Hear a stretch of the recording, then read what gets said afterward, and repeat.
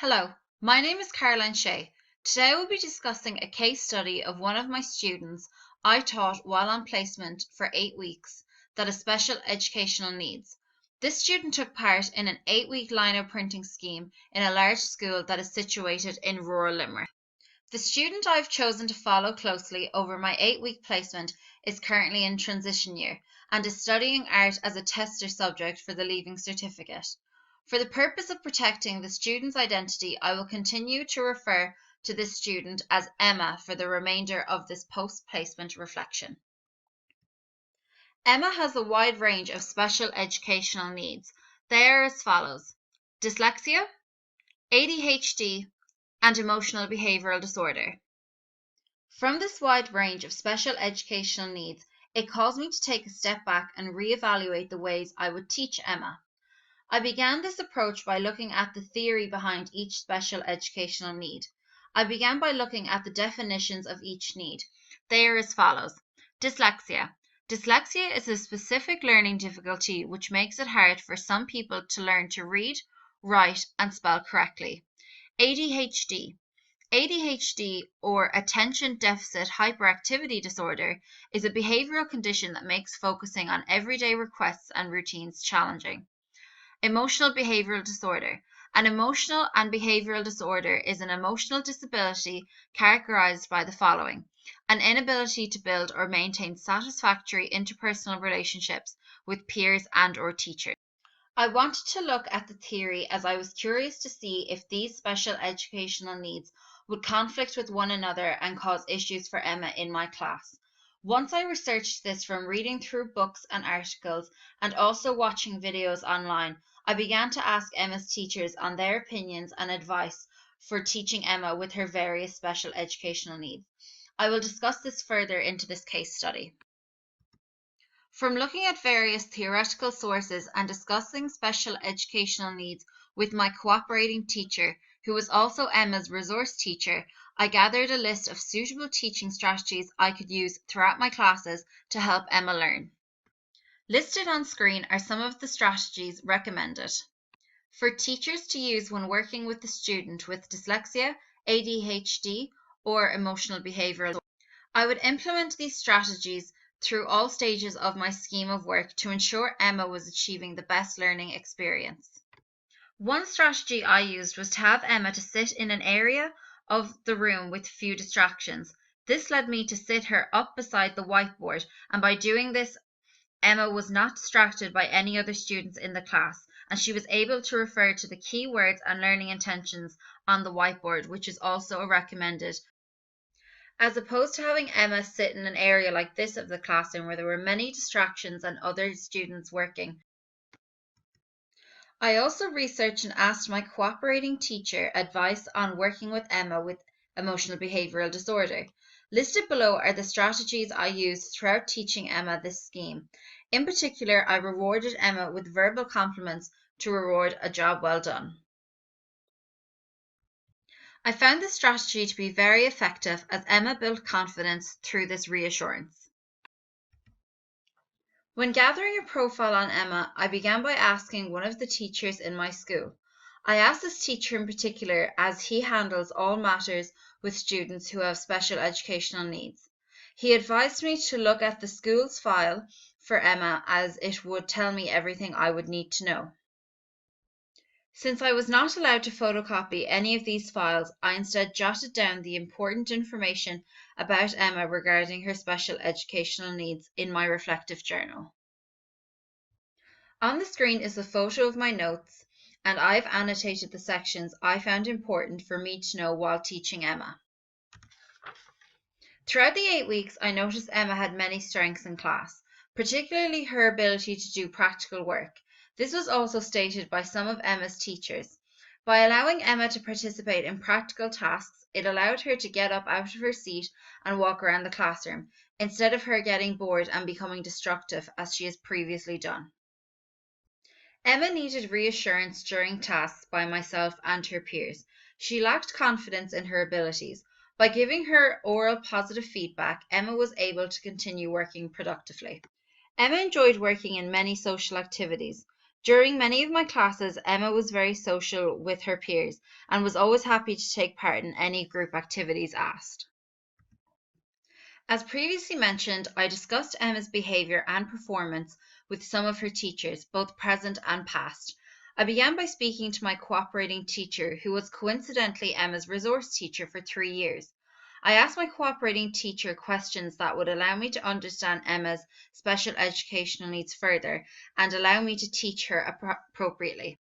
When interviewing my cooperating teacher, I asked questions such as, "Have you ever had to adapt a lesson to meet Emma's needs?" To which my cooperating teacher replied, "Yes, I would stay away from theory and make the class full of practical tasks, otherwise Emma would get bored and act up." Listed on screen are other statements by my cooperating teacher that were made during this interview.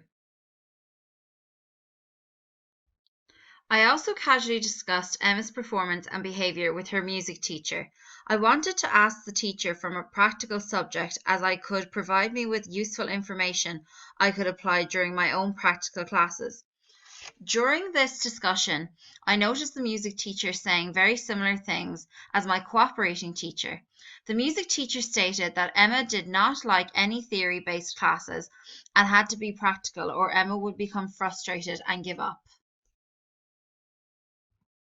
Both teachers also stated that Emma was a very pleasant and social student. However, this was not said by Emma's business teacher. She said that Emma is a very quiet student and works with her few friends in class.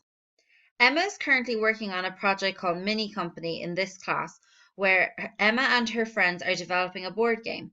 The business teacher told me that Emma is surprisingly doing well in this project and is adapting well to this leadership role amongst her peers. Throughout this scheme, I differentiated learning for Emma in many ways. Firstly, I initiated a buddy system for this research phase and a one-to-one discussion if needed. Emma and her peers sitting beside her were asked to fill out a worksheet that asked multiple questions based on an artist's work. This piece of work was a lino cut. Emma and her peers were asked to do so in order to critically think about the piece of work. This exercise was used again in the project when critically thinking about their own work. The use of the buddy system worked well for Emma as she was able to be reassured by her friends, and in this case I did not need to discuss her answers with her. During the initial idea phase, Emma was asked to draw 2 objects using a soft pencil. During these observational studies, I asked Emma multiple questions about the work she was making. Emma responded very well and being asked questions and answered confidently. After speaking to Emma's teachers and reading through relevant theory, I knew that this was an appropriate way for Emma to learn. Throughout the next phase of this project, the process of development, Emma was facing a few difficulties. She was becoming frustrated with her drawings and not responding well to the learning outcomes. Students were asked to transfer their drawings onto an A5 composition and then transfer them to lino. Once I saw Emma had become annoyed with her process, I spoke with her on a one-to-one basis, and together we decided on a final layout. This was a one-to-one discussion was crucial for Emma as she was beginning to become agitated by the process and needed extra guidance. On screen, you are able to see the changes Emma made during this developmental stage of the project. By referring to the theory I looked at, I used one of the suggested strategies, which was to break down tasks into smaller steps. After doing so, Emma was able to complete this phase of my scheme. When differentiating for Emma in the final stage of this project, I encouraged students to discuss their process and methods for making a print. This method worked well for Emma as she was very social in class, and I encouraged her to walk around the classroom and ask students to discuss their process and technique for printing. I also had decided to use this method of differentiated learning based off my cooperating teacher's opinion of Emma's sociable nature and from her want to walk around the room. I also used this strategy for differentiated learning during the last class, where Emma was asked to join a group of her peers and to create a collaborative print by mixing various shades of ink. Emma worked very well in this group activity and peer learning was used very effectively during this task. On reflection of teaching this scheme to Emma with her special educational needs, I would implement the following to further her learning. Firstly, I would allocate more time on practical exercises, especially in the research phase of the project. I would continue to encourage peer learning as Emma benefited hugely from this style of learning. I would also continue to give students similar to Emma oral feedback as I found it to be very effective as the student could ask questions and or argue with any point they didn't agree with. Thank you for watching my presentation about my experience teaching Emma. From this reflection of my experience, I feel like I have a greater understanding of these special educational needs, and I am confident in meeting students' needs that have similar special educational needs in the future. On screen is my assessment rubric that Emma was following to meet during the 8 weeks. On screen is a list of imagery used in this presentation. On screen is the references and bibliography used throughout this presentation. These sources were found during placement and also pre-placement from a project my classmates and I were asked to create.